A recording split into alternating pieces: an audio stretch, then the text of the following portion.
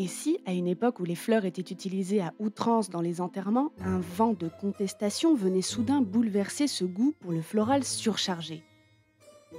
Au XIXe siècle, on aime les veillées très chargées.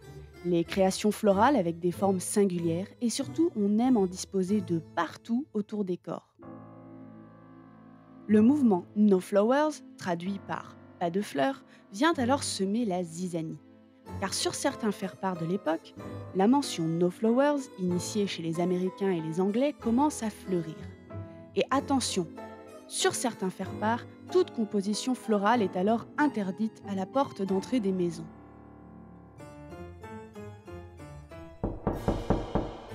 Excusez-moi, est-ce qu'on peut rentrer? On a des fleurs. Oh, d'accord. En faisant quelques recherches, cette mention et surtout l'émergence de ce mouvement va surtout venir se situer dans les annales médicales.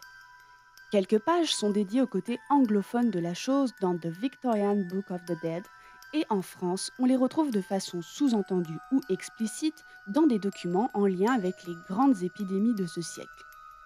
Pour ma part, j'ai croisé le mouvement contre les fleurs lors de l'élaboration de ma conférence sur la phtisie en 2019, autrement dit la tuberculose. La mention de fleurs non autorisées dans le milieu hospitalier ou encore les sanatoriums vient d'une raison relativement simple. On a très peur que ces dernières transmettent des maladies aux vivants en transportant sur leurs pétales ou feuilles des bacilles. C'est d'ailleurs pour cette raison, mais aussi pour la gestion de l'eau croupie, que ces dernières sont souvent non recommandées en milieu hospitalier à l'heure actuelle. Après tout, il y a quelques siècles, on a peur que des personnes aient contaminé les fleurs. Rien d'étonnant à une période où l'on développe et recherche des éléments sur les différentes grandes épidémies de ce siècle. Le choléra, la variole et la tuberculose.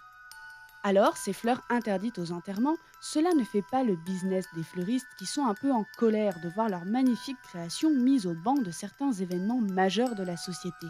Parce que à cette époque, on a aussi tendance à la floriographie, c'est-à-dire envoyer des messages grâce au langage des fleurs. Toujours dans une démarche de symbolisme et puis aussi pour transmettre des messages parfois un peu.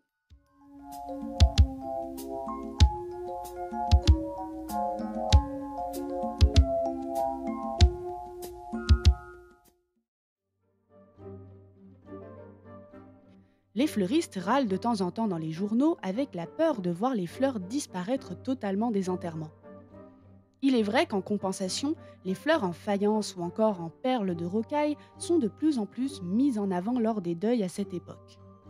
En plus, certains adeptes du No Flowers estiment que la floraison à outrance est de mauvais goût et qu'il faut cesser.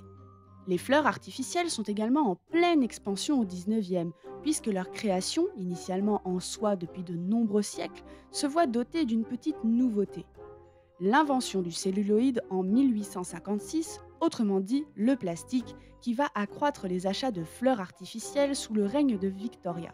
Des entreprises qui permettent d'apporter des emplois et dont la diffusion se fait en France également. Pour autant, en lisant les archives et analyses autour de l'hygiène au XIXe, on constate qu'il y a aussi un danger pour les personnes travaillant dans ce domaine. La production d'éléments comme les fausses feuilles teintées au vert arsenical est un danger pour les employés de ces entreprises.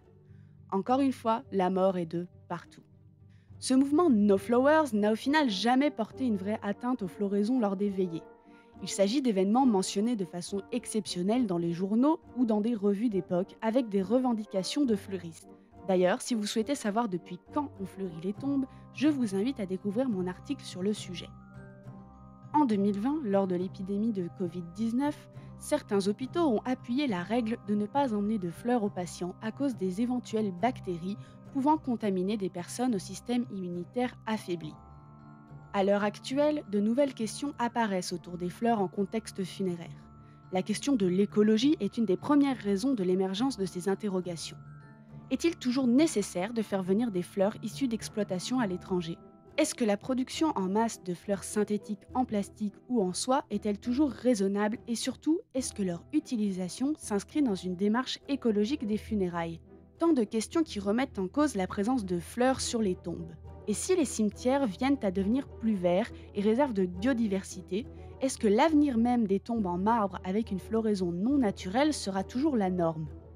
L'apparence de nos cimetières en France et leur floraison verront peut-être des évolutions si tous les acteurs du milieu funéraire et les collectivités mettent la main à la pâte. Mais chaque évolution prend du temps. Et encore une fois, serons-nous encore vivants pour voir cette dernière?